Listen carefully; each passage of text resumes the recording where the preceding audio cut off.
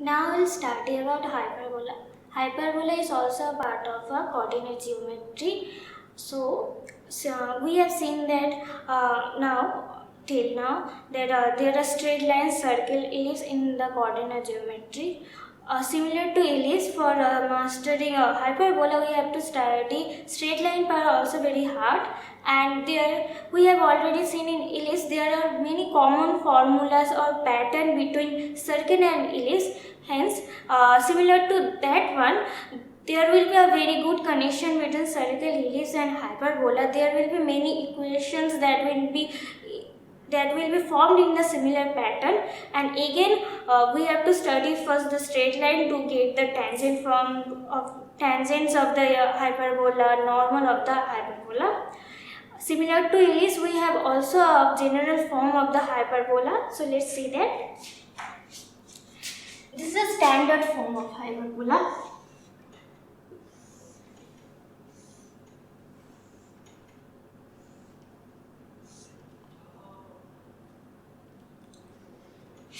This is the major axis of hyperbola.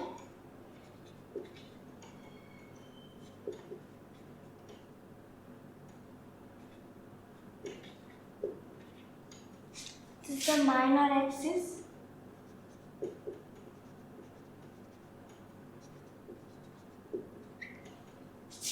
For standard form, we take this major axis as x and minor axis as y. This distance will be a. So coordinate will be a comma 0. This distance will be similar to this minus a.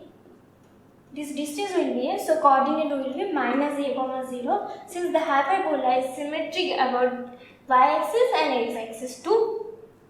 So the definition of a hyperbola will be that it is a locus of that points that distance from a point and a straight line, and their ratio will be always constant. So there's fixed 2 points will be this one, this two one. These are called focus of hyperbola. Focus of hyperbola is 1 and is 2. And corresponding to is 1, there will be a directrix. And corresponding is 2, there will be another directrix. So our definition is the distance of a point, the ratio of distance of a point from another point and an axis, their ratio will be always a constant, and these axes both are called directrix of hyperbola. So let's see the ratio of the distance. Let's say a point is P on the hyperbola and this is Q. So P is 1 by PQ will always be constant, and that we will denote by E. And in case of hyperbola, unlike ellipse, it will be always greater than 1. And the standard equation of this hyperbola will be x square by a square minus y square by b square equals to 1. In ellipse, we have already seen that this sign will be plus 1 plus, but in case of hyperbola, we have to just change the sign of this. And the eccentricity connects this A and B such that E will be 1 plus b square by a square. So here we can see that from this, because it will always be greater than 0, since this A and B are real value. So 1 plus a square by b square will be always greater than 1. So E will be always greater than 1. And the parametric form of a point on the hyperbola will be a sec theta, b tan theta. If we put this point on this equation, x equal to a sec theta, so we will get a square sec square theta, a square will get cancelled. If we put y equal to b tan theta, b square will get cancelled, tan square will be there. So we will get sec square theta minus tan square theta, which will be 1. So it satisfies the equation. We have to remember this parametric form to find the locus of various points in the problems or in the exam. If we get this type of equation, then we can say that this will be a hyperbola. Okay.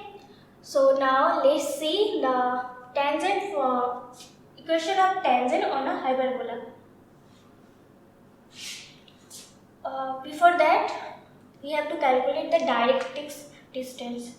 The focus of distance from this point, which is the origin, will be AE, 0, and this will be minus AE, 0. This axis distance will be A by E, so this point's coordinates will be A by E, 0. We can see that E is greater than 1, so 1 by E will be less than 1, so A by E will be less than A, which is this. So similarly, this point will be minus A by E, 0. Okay. So now we'll see the tangent equation of the hyperbola. Let's see a point x1, y1, which is a tangent on this hyperbola. So similar to circle, similar to the ellipse, this tangent equation we can easily guess that will be, let's say t equal to 0, x1 y square minus y1 by b square minus 1 equals to 0. While similar to the circle and ellipse, we replace x square by x1, y square by y1. So this is the point form of the tangent. Now we'll see the normal of the hyperbola at the point x1, y1. So the equation of normal, this is tangent.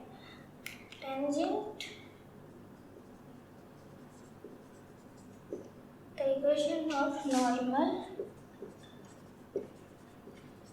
at x1, y1 will be a square x by x1 plus b square y by y1 equals to a square plus b square. In case of ellipse, we have seen that already, this similar kind of equation, but we have changes some plus or minus sign, but the whole pattern is the same. So if we have already studied ellipse hard, then we can easily calculate and equate the hyperbola equations. So let's say that slope of the tangent of this one is mt, and slope of this normal is mn. We can get mt by differentiating this equation with respect to x. Let's calculate that. Say x1 by a square minus, we are taking this mt slope, mt y1 by b square is 0. So mt will be x1 by a square into b square by y1. Again, if we differentiate this normal, we will get square by x1 b square Here mn is the slope of the normal. This is constant, so it will come 0. So we'll get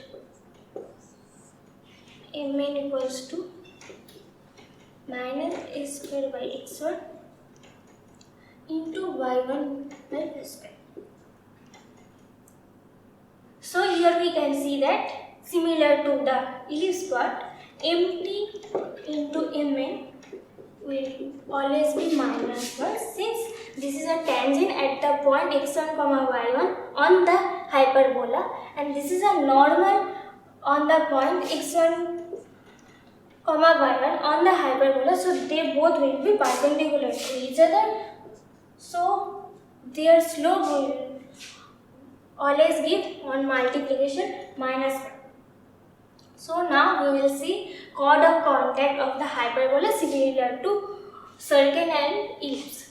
So since both are similar, we can easily guess what will be the equation, and the equation will be t equal to 0 similarly. So we don't have to, if we see very uniquely or very focused, so we can see first we get scared that there are many more formulas, but if we see with much more concentration, we can see a easy pattern between the equation.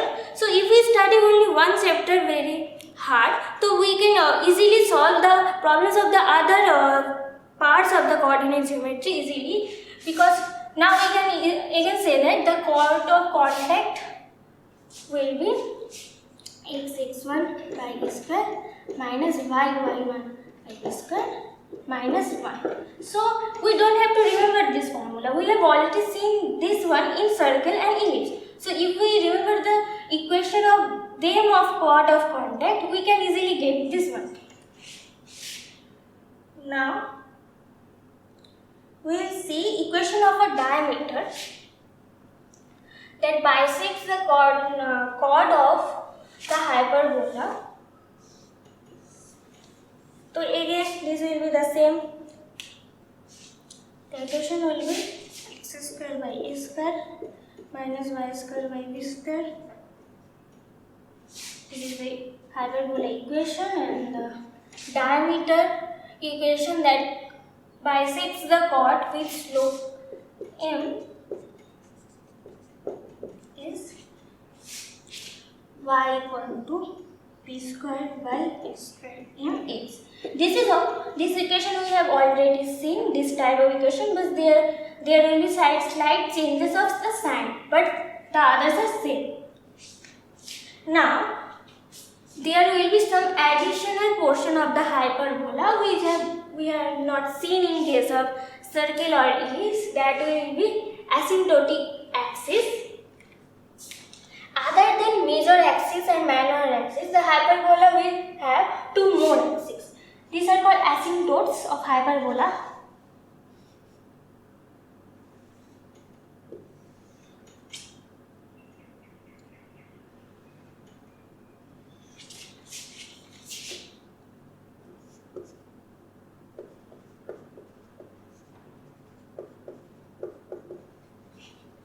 These asymptotes are those axes will never touch this hyperbola. Never. It will go to infinity. They will come closer and closer, but never touch each other. Here will be the similar thing. They will come closer. At infinity, they will come more closer to closer, but never touch each other. So we can see the equation of this. The equation of this one will be y equal to b by a x, and this one will be y equal to minus b by ax. These are called asymptotes of the hyperbola. Now there will be an angle between these two hyperbola. If this between these two asymptotes, if these two asymptotes are perpendicular to each other,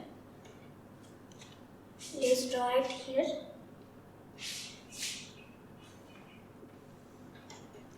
two asymptotes are perpendicular to each other, then we will get a hyperbola which we call regular hyperbola.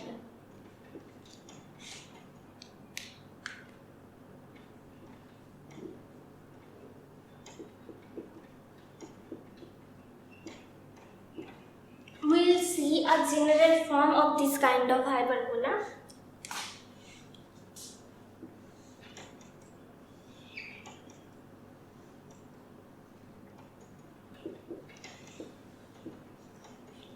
This is a general form of a regular hyperbola, and the equation will be xy equals to c square.